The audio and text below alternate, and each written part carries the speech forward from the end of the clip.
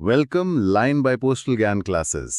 हो, आजच्या या अत्यंत महत्त्वाच्या सत्रात सगळ्यांचं मनपूर्वक स्वागत. आणि चर्चेला सुरुवात करण्यापूर्वी एक अत्यंत महत्त्वाची गोष्ट मी स्पष्ट करू इच्छितो. This is the lecture information given by postal Gyan classes for the preparation of post office departmental promotional examinations. अगदी बरोबर. आणि मला आवर्जून सांगायला आवडेल की जे लोक LDCE परीक्षांची तयारी करत आहेत त्यांच्यासाठी पोस्टल ज्ञान क्लासेसच्या नोट्स खरंच खूपच उपयुक्त आहेत. हो ना, परीक्षार्थींनी या नोट्सचा नक्कीच अभ्यास करावा. बरं, आजचा आपला जो विषय आहे तो म्हणजे IPPB, India post payments bank. हो, आणि पोस्ट ऑफिसच्या ज्या विविध सेवा आहेत त्यावर आज आपण सखोल चर्चा करणार आहोत. म्हणजे तसं पाहिलं तर तंत्रज्ञान हे फक्त शहरांपुरतं मर्यादित असतं असा आपला एक समज असतो. पण ही जी IPPB ची क्रांती आहे ती थेट गावाकडच्या लोकांपर्यंत पोहोचली आहे. नक्कीच. 150 वर्ष जरी असलेली आपली टपाल सेवा म्हणजे जी फक्त पत्र वाटायची ती आता सर्वात आधुनिक फायनान्शियल टेक्नॉलॉजीशी जोडली गेली आहे. हे खरंच थक्क करणारे आहे. मला एक सांगा, आपण डिजिटल पेमेंट्सबद्दल खूप बोलतो.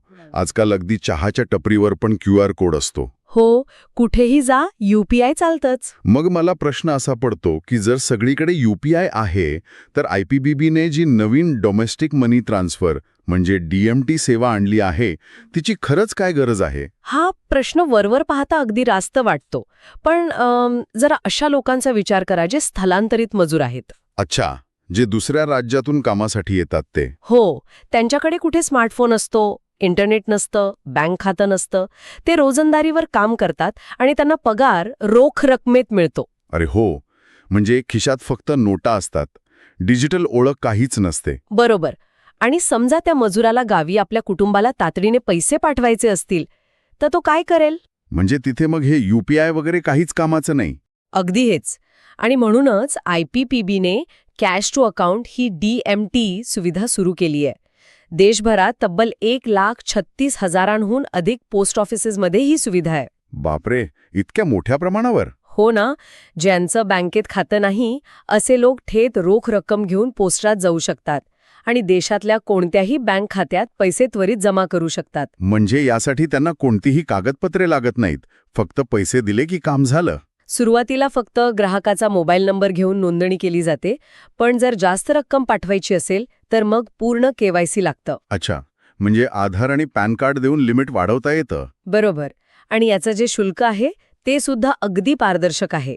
व्यवहाराच्या रकमेच्या फक्त 1% इतकं शुल्क लागतं. 1 मिनिट, म्हणजे जर मी फक्त 200 रुपये पाठवले तर 1% मला फक्त 2 रुपये लागतील? इथेच एक छोटी तांत्रिक बाब लक्षात ठेवली पाहिजे. शुल्क 1% असलं तरी किमान शुल्क 10 रुपये असणं बंधनकारक आहे. अच्छा, म्हणजे किमान 10 रुपये द्यावेच लागतील? हो, 200 रुपयांवर 2 रुपये होत असले तरी ग्राहकाला 10 रुपये अधिक त्यावर लागू असलेला GST द्यावा लागतो. परीक्षेसाठी हा 10 रुपयांचा नियम खूप महत्वाचा आहे. समजलं. आता आपण मगाशी डिजिटल ओळखीचा उल्लेख केला. सरकारी योजनांचा लाभ घ्यायचा असेल तर आधार कार्ड अपडेट असणं खूप गरजेचं आहे. हो, ते तर अनिवार्यच आहे आता. पण ह्या मजुरांना किंवा ग्रामीण भागातल्या लोकांना बँकेत रांगा लावणं शक्य नसतं. यावर काही उपाय आहे का? यावर अत्यंत प्रभावी उपाय म्हणजे चाइल्ड एनरोलमेंट लाईट क्लायंट. त्याला आपण थोडक्यात CELC म्हणतो. हे UIDAIने बनवलेले एक अँड्रॉइड ॲप आहे. म्हणजे हे पोस्टमॅनच्या मोबाईलमध्ये असतं? अगदी बरोबर.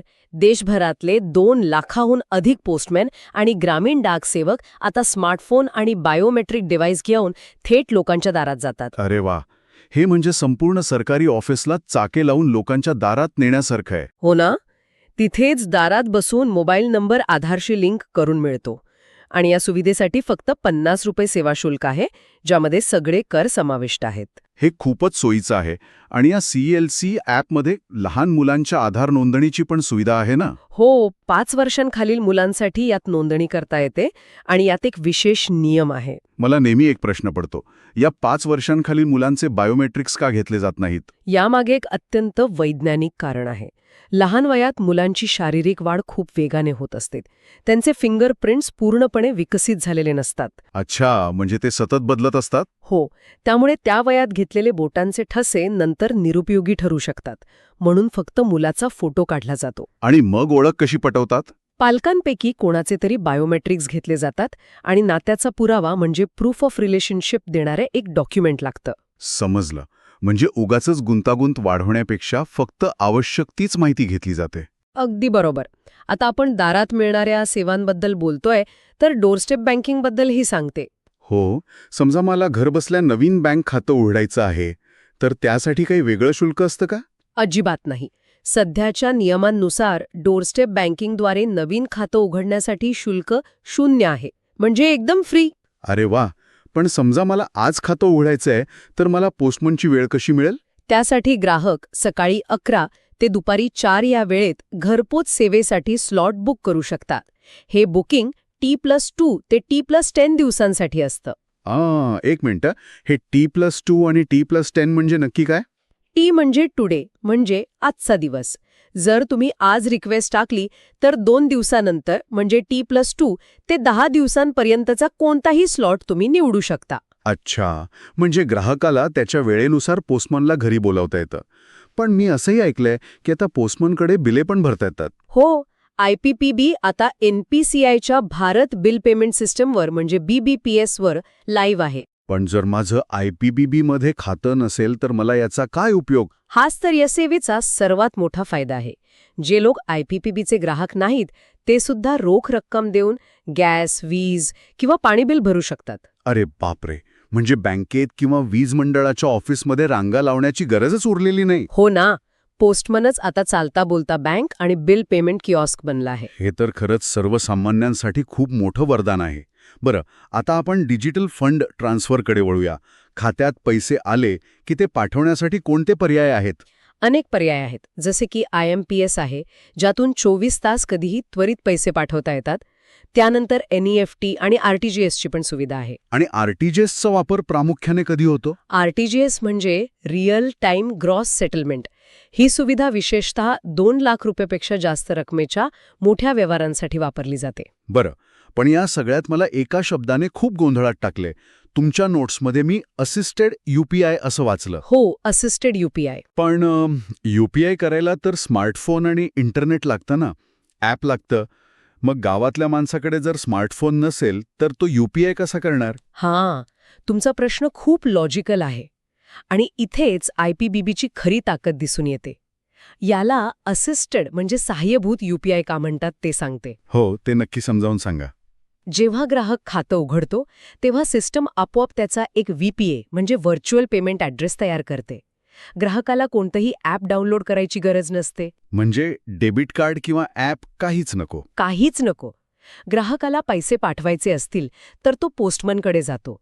पोस्टमनच्या हातातलं मायक्रो ATM डिव्हाइस इथे स्मार्टफोनचं काम करतं. अच्छा. पोस्टमन तिथे व्यवहार नोंदवतो आणि ग्राहक फिंगरप्रिंट स्कॅनरवर बोट ठेवून ते प्रमाणित करतो. झालं UPI पेमेंट. बापरे, हे खरंच अविश्वसनीय आहे. म्हणजे पोस्टमन एका अर्थाने ग्राहकासाठी चालता बोलता स्मार्टफोन म्हणून काम करतोय. अगदी. याशिवाय AEPS म्हणजे आधार आधारित पेमेंट सिस्टम सुद्धा उपलब्ध आहेच. आणि सर्वात छान गोष्ट म्हणजे या आधुनिक प्लॅटफॉर्मला पोस्ट ऑफिसच्या जुन्या पारंपरिक योजनांची जोड मिळाली आहे. हो, म्हणजे सुकन्या समृद्धी योजना, PPF, RD या सगळ्यांचे हप्ते तुम्ही IPPBच्या ॲपवरून भरू शकता. PLI आणि RPLIचे प्रीमियम पण भरता येतात ना? हो, तेही भरता येतात. आणि परीक्षा देणाऱ्यांसाठी एक खूप महत्त्वाची माहिती सांगते. RD खात्याच्या बाबतीत एक नियम आहे. कोणता नियम? RD खात्याला 1 वर्ष पूर्ण झाल्यावर खात्यात जी शिल्लक रक्कम असते तिच्या 50% कर्ज म्हणजे लोन काढता येतं. परीक्षेत यावर बऱ्याचदा प्रश्न येतो. हो, हा 1 वर्ष आणि 50% हा आकडा लक्षात ठेवणं गरजेचं आहे. पण या सगळ्यात मला सुरक्षेची थोडी काळजी वाटतेय. कोणती काळजी?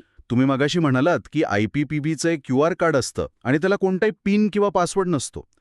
हे तर खूप भयानक आहे. भयानक? ते कसं काय? ग्रामीण भागात कार्ड हरवण्याची शक्यता खूप असते. जर ते कार्ड कोणाला सापडलं तर तो स्कॅन करून माझे सगळे पैसे काढू शकतो ना. वरवर पाहता हा धोका वाटतो.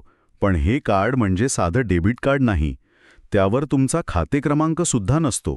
अच्छा, म्हणजे त्यात माहिती नसते काही. नाही, ते फक्त तुमच्या खात्याची एक ओळख आहे.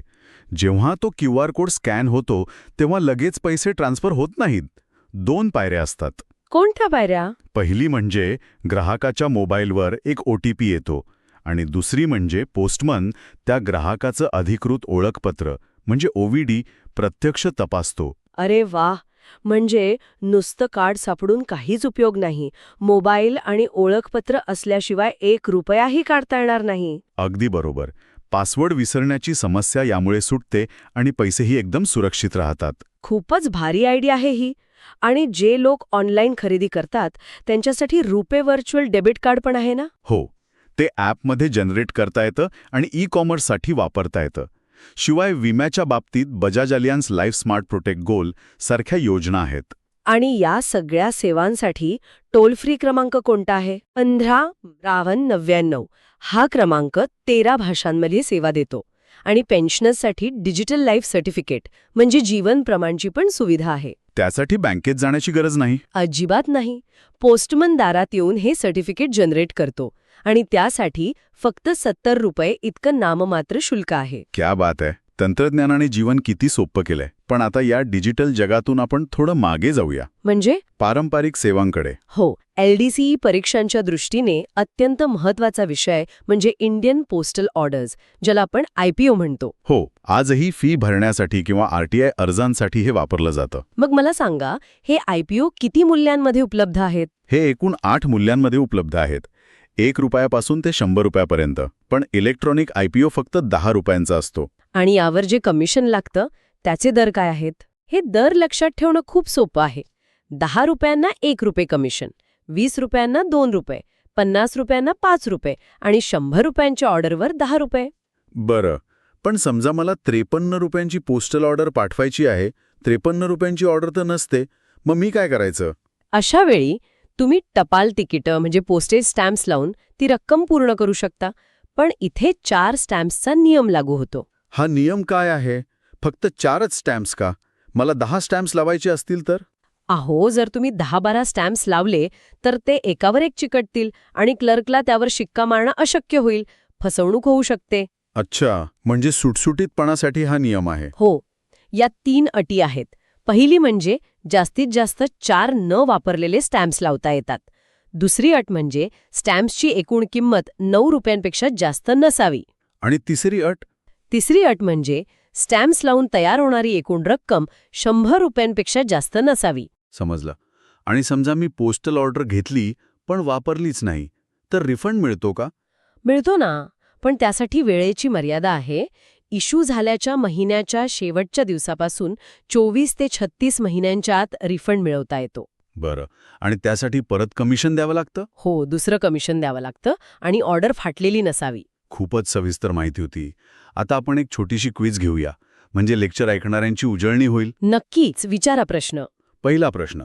जर मी DMT वापरून पैसे पाठवले तर किमान सर्व्हिस चार्ज किती असेल? याचं उत्तर आहे किमान 10 रुपये. बरोबर. दुसरा प्रश्न. 5 वर्षांखालील मुलांच्या आधार नोंदणीत कोणती गोष्ट घेतली जात नाही? या वयात मुलांचे बायोमेट्रिक्स म्हणजे फिंगरप्रिंट्स आणि आयरिस घेतले जात नाहीत. अगदी बरोबर. आणि शेवटचा प्रश्न.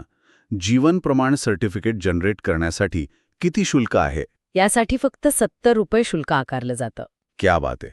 म्हणजे विद्यार्थ्यांची तयारी एकदम पक्की होणार.